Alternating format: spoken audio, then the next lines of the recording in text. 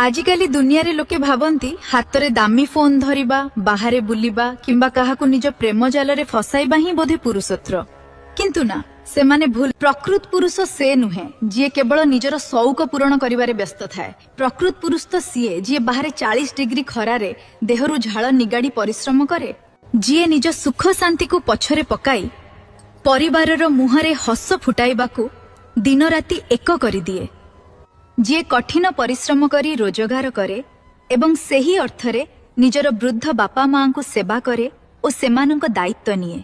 कष्ट करिबा पई कलिजा दरकार आउ परिवार संभाळिबा पई एक बड़ हृदय, जी निज कर्तव्य पथरु केबे हटे नाही, सीए ही जणे सत्यवादी एवं आदर्श पुरुष। मने रखंतु, चेहरार चमक दिने कमी जाई पारे किंतु परिश्रमी हातर चिन्ह सबु बेले सम्मानर सह मुंड टेकी रही थाए।